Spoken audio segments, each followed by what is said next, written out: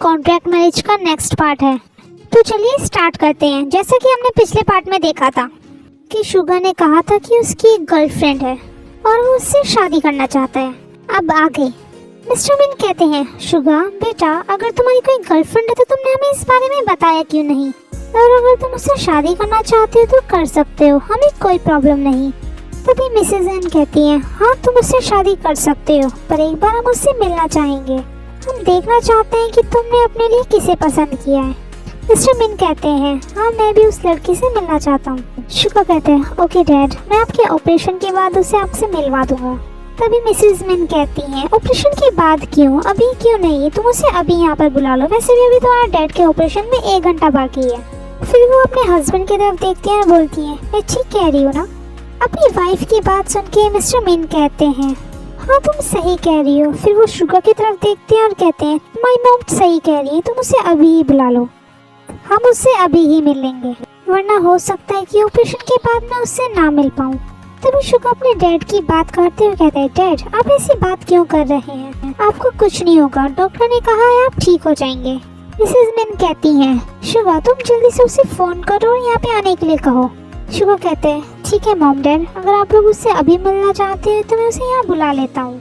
ये बोलने के बाद शुगा अपने पॉकेट से फोन निकालता है और कॉल करने का नाटक करते हुए उस रूम से बाहर चला जाता है। बाहर आने के बाद शुगा को कुछ समझ नहीं आ रहा था कि वो क्या करे। उसने नहीं सोचा था कि उसके मॉम डैड अभी उस लड़की से मिलने के लिए कहेंगे।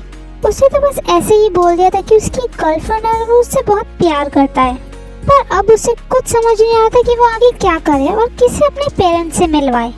तभी वो अपने पॉकेट से फोन निकालता है और अपने मैनेजर को कॉल करता है। कॉल पिक होते ही शुगा दूसरी तरफ से कुछ सुने बिना ही कहता है, किसी ऐसी लड़की को ढूंढो जो मेरी गर्लफ्रेंड होने का नाटक करे। कॉल की दूसरी तरफ शुगा का बात सुन के उसका असिस्टेंट बोलते हैं, सर आप क्या कह रहे हैं, आपके लिए गर्लफ्रेंड ढूंढनी है? ये सुनकर शुगा गुस्से में कहता है, मेरे लिए कोई गर्लफ्रेंड नहीं ढूंढनी है, किसी ऐसी लड़की को ढूंढो जो मेरी गर्लफ्रेंड होने का ड्रामा कर सके, दैट्स इट, इससे ज्यादा और कुछ नहीं। और तुम्हारे पास सिर्फ 20 मिनट है, जल्दी से किसी लड़की को ढूंढ के हॉस्पिटल लेकर आओ। ये बोलने के बाद शुगा फोन कट कर देता है। पर दूसरी तरफ उसके मैनेजर को कुछ समझ नहीं आ रहा था कि उसके बॉस ने अभी क्या कहा है।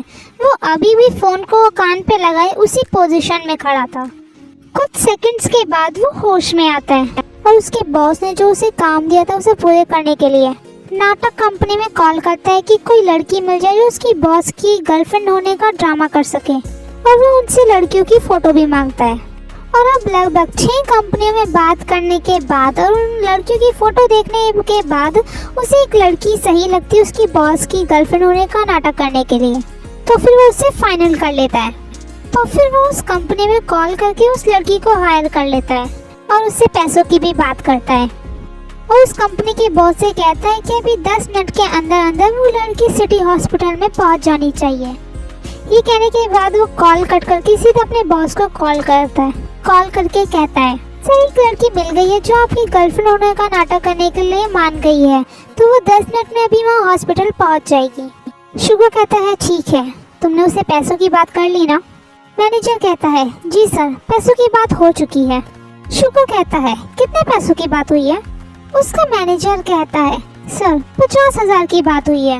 ये सुनने के बाद शुगा ओके बोल के फोन कट कर देता है और उस लड़की के आने का इंतजार करने लगता है। अब लगभग 10 मिनट के बाद जिमिन भी हॉस्पिटल पहुंच चुकी थी। जिमिन के भाई का रूम भी 2nd फ्लोर पर था, इसलिए वो वहाँ पर जाती है। वो 2nd फ्लोर पे पहुंची थी तभी शुगा उसे देख लेता है। शुगा को लगता है कि वही लड़की जो उसके मैनेजर ने भेजी है। इस समय जिमिन गेट खोल के अपने भाई के रूम में जाने ही वाली थी तभी शुगा के उसका हाथ पकड़ लेता है। ये देख के जिमिन चौंक जाती है, पर शुगा बिना कुछ कहे जिमिन को अपने साथ ले जाने लगता है। तभी जिमिन जल्दी से शुगा से अपना हाथ छुड़ाती है और थोड़ा घबराते हुए बोलती है, एक्सक्यूज मी मिस्टर, ये आप क्या कर रहे हैं? पर शुगा कुछ भी कहे बिना फिर से जिमिन का हाथ पकड़ के उसे ले जाने लगता है। ये देख के जिमिन घबराते हुए उसे अपना हाथ छुड़ाने की कोशिश करती है और बोलती है, तुम हो कौन और ये क्या कर रहे हो? मेरा हाथ छोड़ो। ये सुन के शुगा घूर के उसकी तरफ देखता है और बोलता है, अपना मुंह बंद रखना, और उसका हाथ और भी ज्यादा टाइटली होल्ड करते हुए अपने साथ ले जाने लगता है। लेकिन जिमिन अभी भी अपना हाथ छुड़ाने की कोशिश कर रही थी। मिस्टर मिन का रूम भी उसी फ्लोर पर था, इसलिए थोड़ा सा चलने पर ही वो लोग वहाँ पहुँच जाते हैं। वहाँ पहुंचकर शुगा देखता है कि उसके पेरेंट्स एक दूसरे से बातें कर रहे हैं। उन दोनों ने ये बात नोटिस ही नहीं की कि वहाँ पर कोई आया है। तभी शुगा धीरे से अपने डैड के बेड के पास आके खड़ा हो जाता है। तब मिस्टर मिन को एहसास होता है कि कोई उनके पास आके खड़ा हो गया है। पलट के देखते हैं तो ये उनका बेटा था। फिर वो बोलते हैं, शुगा बेटा तुम्हारी बात हो गई उससे, वो आ रही है ना? तभी मिसेस मिन भी शुगा की तरफ देखती हैं। फिर उनका ध्यान शुगा के पीछे खड़ी जिमिन पर जाता है, जो थोड़ी सी कंफ्यूजिंग और डरी हुई लग रही थी। शुगा ने अभी भी जिमिन का हाथ पकड़ा हुआ था, इसलिए वो उसे आगे करते हुए बोलता है, मॉम डैड इससे मिलिए, ये मेरी गर्लफ्रेंड है। ये सुनने के बाद ही मिस्टर मिन का ध्यान जिमिन की तरफ जाता है। उन्होंने ये बात नोटिस ही नहीं की थी कि उनके बेटे के पीछे कोई खड़ा भी है। फिर मिस्टर मिन जिमिन को देखने लगते हैं। मिसेस मिन भी जिमिन को देख रही थी। जिमिन दिखने में बहुत ज्यादा ब्यूटीफुल एंड क्यूट और इनोसेंट लग रही थी और उसने बहुत ही सिंपल से कपड़े पहने हुए थे। जिमिन का एक हाथ शुगा के हाथों में था और दूसरे हाथ में जिमिन ने एक लंच बॉक्स पकड़ा हुआ था, जो वो अपने घर से बना के लाई थी। और वो बहुत ही कंफ्यूजन से उन लोगों की तरफ देख रही थी। वो कभी शुगा को देखती, कभी उसके पेरेंट्स को। उसे कुछ समझ नहीं आ रहा था यहाँ हो क्या रहा है। तभी उसे मिसेस मिन की आवाज आती है, जो उससे कहती है, यहाँ पर आओ बेटा, तुम इतना दूर क्यों खड़ी हो? ये बोलते हुए वो खुद ही उसके पास आ गई थी। फिर वो जिमिन के सर पे हाथ फेरते हुए बोलती है, तुम तो बहुत प्यारी हो, तुम्हारा नाम क्या है बेटा? लेकिन जिमिन कुछ नहीं बोलती है, वो सिर्फ उनकी तरफ देख रही थी।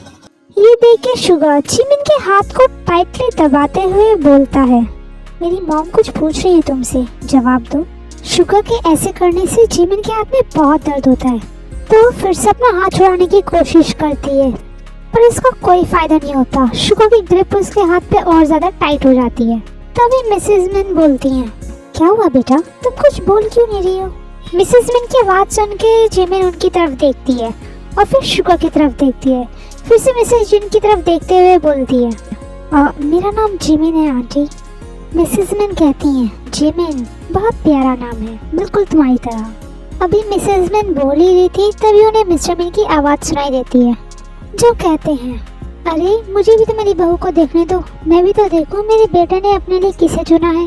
ये सुन के मिसेस मिन स्माइल करते हुए बोलती हैं, हाँ हाँ देखिए, अब तेरे बेटे ने कितनी सुंदर लड़की को चुना है।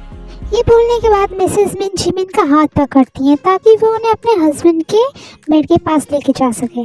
तभी वो देखते हैं कि जिमिन के हाथ में लंच बॉक्स है। ये देखे वो जिमिन से पूछती हैं, इसमें क्या है बेटा? मिसेस मिन का सवाल सुनकर अपने हाथ में पकड़े लंच बॉक्स की तरफ देखती है। शुगा भी देखता है कि उसकी मॉम किस बारे में बात कर रही है। तभी जिमिन बोलती है कि आंटी इसमें लंच है। मिसेस मिन कहती हैं, क्या तुम लंच लेकर आई हो? ये बोलने के बाद मिसेस मिन जिमिन के हाथ से लंच बॉक्स ले लेती है और उसका हाथ पकड़ते हुए अपने हस्बैंड के बेड के पास लेकर आती है और कहती हैं, ये देखो शुगा ने अपने लिए कितनी अच्छी लड़की को पसंद किया है, हमसे मिलने आई है, वो भी लंच के साथ। ये बोलते हुए वो अपने हस्बैंड को वो लंच बॉक्स भी दिखाती हैं। तभी मिस्टर मिन जिमिन की तरफ देखते हुए उसके सर पर हाथ फेरते हैं और कहते हैं, तुमने बिल्कुल सही कहा। फिर वो शुगा की तरफ देखते हैं और बोलते हैं, तुम इतनी दूर क्यों खड़े हो बेटा, यहाँ आओ मेरे पास। फिर शुगा उनके पास आता है तो मिस्टर मिन शुगा का हाथ को अपने हाथ में लेते हुए बोलते हैं, तुम्हारी मॉम बिल्कुल सही कह रही है, तुमने वाकई में बहुत अच्छी लड़की को अपने लिए चुना है। मेरा आशीर्वाद है कि तुम दोनों हमेशा साथ में खुश रहो। इतनी देर में मिसेस मिन ने वो लंच बॉक्स खोल के टेबल पे लगा दिया था। लंच बॉक्स के खुलते ही पूरे रूम में बहुत ही अच्छी खुशबू खाने की फैल जाती है। तभी मिसेस मिन बोलती हैं, शुगा जिमिन जल्दी आओ, खाना ठंडा हो जाएगा और मुझे बहुत ज़्यादा भूख लगी है। अपनी मॉम की बात सुनकर शुगा अपनी उनकी तरफ देखता है। फिर वो जिमिन की तरफ देखता है तो जिमिन भी शुगा की तरफ ही देख रही थी। जिमिन की आंखों में कंफ्यूजन साफ नजर आ रही थी। उसे अभी भी कुछ समझ नहीं आया था कि ये पर्सन कौन है और वो यहाँ पे उसे क्यों खींच के लेके आया है। तभी जिमिन महसूस करती है कि शुगा की पकड़ उसके हाथ पर लूज हो गई है, तो फिर वो जल्दी से अपना हाथ शुगा के हाथ से बाहर कर निकाल लेती है। शुगा को जैसे ही एहसास होता है कि उसके हाथ खाली हैं, तो वो तुरंत ही अपने हाथों की तरफ देखता है। फिर वो जिमिन की तरफ देखता है जो अपनी कलाई को रब कर रही थी। जिमिन की कलाई पे शुगर के फिंगर के निशान साफ देखे जा सकते थे, जिससे पता चल रहा था कि किसी ने बहुत ही टाइट से उसकी कलाई पकड़ी है। ओके आर्मी, आज के लिए इतना ही। आई होप आपको मेरी स्टोरीज पसंद आ रही हैं। तो वीडियो को लाइक और चैनल को सब्सक्राइब ज़रूर कीजिएगा और मुझे कमेंट करके ज़रूर बताइएगा आपको स्टोरी कैसी लग रही है। और हाँ आर्मी, मुझे पता है इस बार बहुत ज़्यादा देर हो गई है, उसके लिए आई एम सो सॉरी, पर मैं आगे से कोशिश करूँगी कि इतना डिले ना हो। सो आर्मी, मिलते हैं स्टोरी के अगले पार्ट के साथ। तब तक आप अपना ख्याल रखिएगा। Okay, tata, bye bye.